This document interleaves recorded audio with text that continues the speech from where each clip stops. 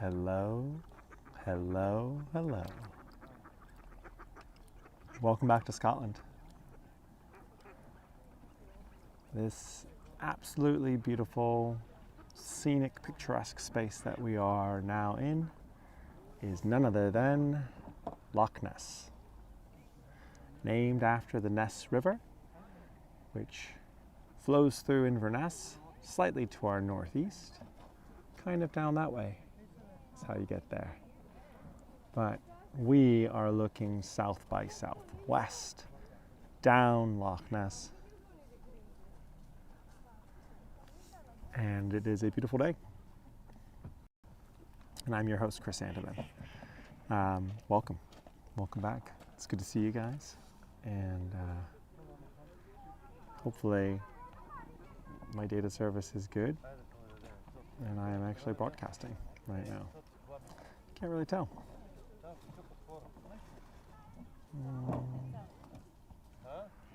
So if you are out there, go ahead and say hi. Let me know. Let's see if it's working. I've had some pretty spotty service throughout Scotland. Not to blame, I mean, if anything, it's a compliment. They don't build a lot of cell towers around. So, and that's nice because it protects, of course, the natural beauty. So, let's see.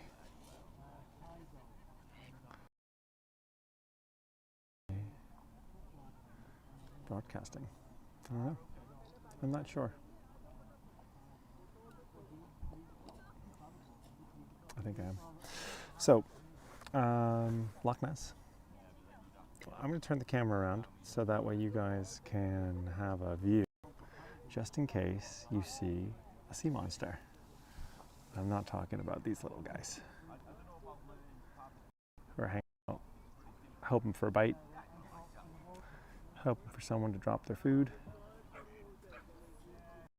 The sea monster, of course, that I am referring to is the Loch Ness monster.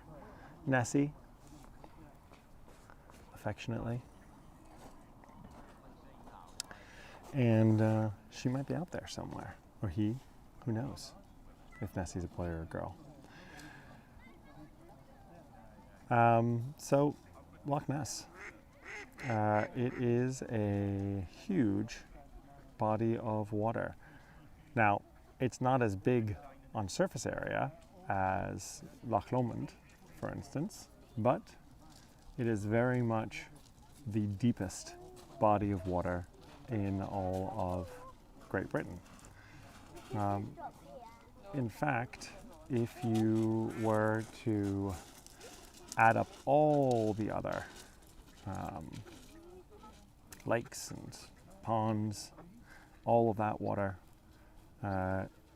in all of the British Isles, you would still end up with less volume of water than you have here at Loch Ness. It is about 37 kilometers or 23 miles southwest of Inverness right now. And we are sitting, giving you the stats, about 16 meters or 52 feet above sea level. But the real statistic, which is so important here, is the depth of the Loch, which at 230 meters or 126 fathoms, 755 feet, it is the second deepest loch in Scotland after Loch Morar. But when you add that to its 56 square kilometers or 22 square miles of surface area, then that combination just makes this a gigantic body of water, which to our southwest puts us close to Fort William, and then of course in the northeast, Inverness. So that's kind of what we're looking at here, and what we're on about.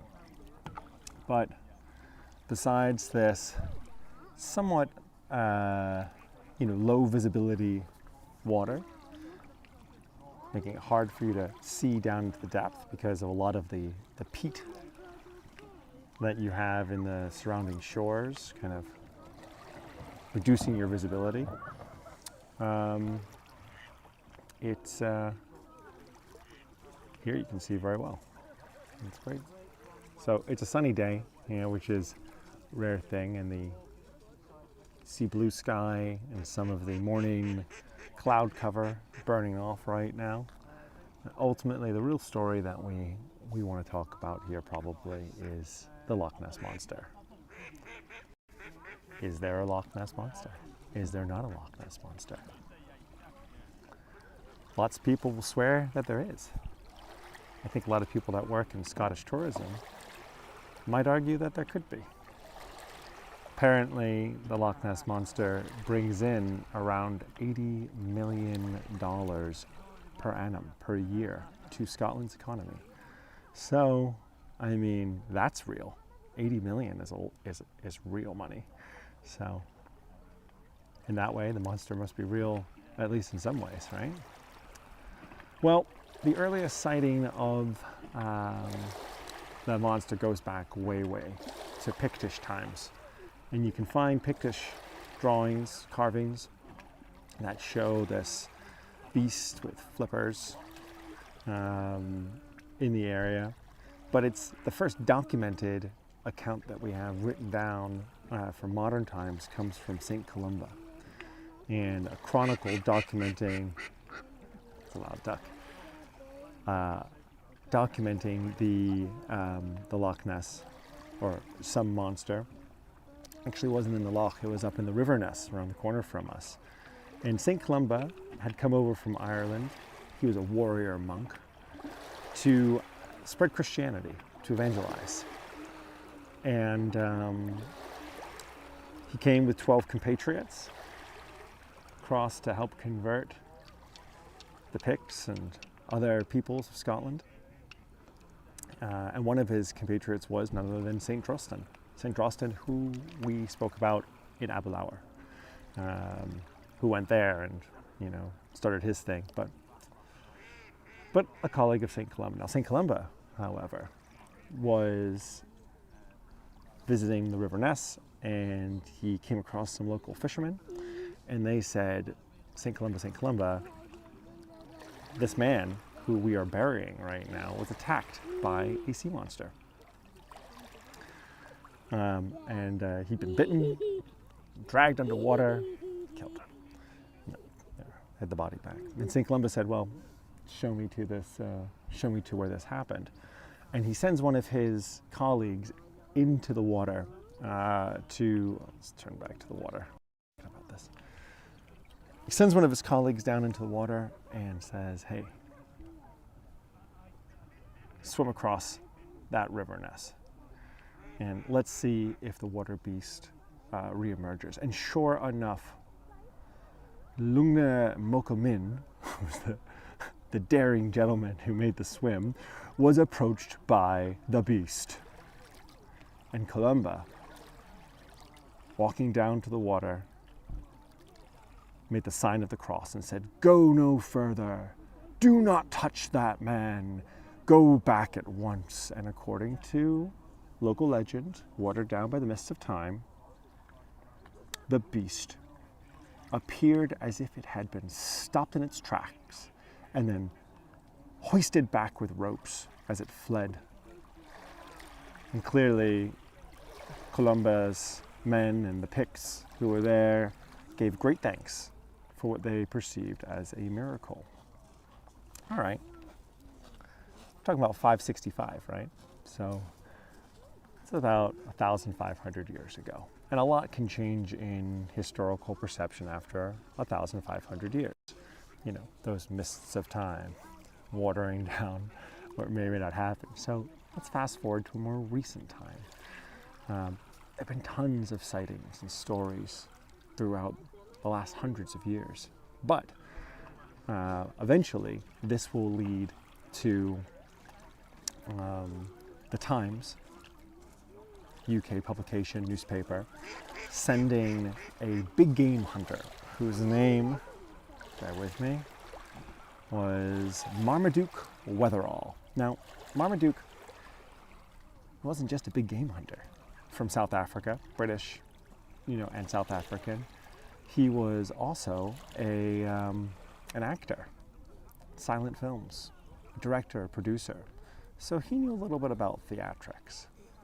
And he's sent up here to try to find the Loch Ness Monster, this serpent, this water beast, this maybe seal creature or otter or enlarged eel, or maybe even an old plesiosaur dinosaur, which probably had been extinct for about 65.5 million years.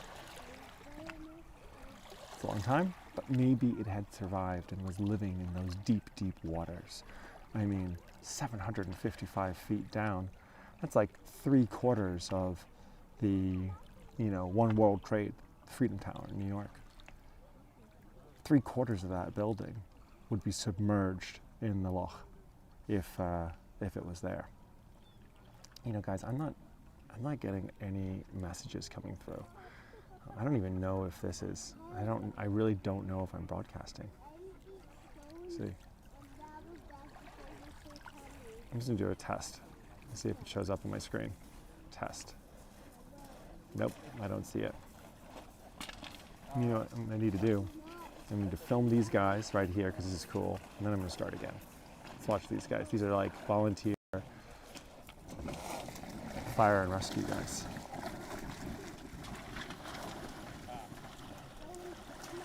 Going out to practice saving lives. I'm pretty sure they're volunteer. And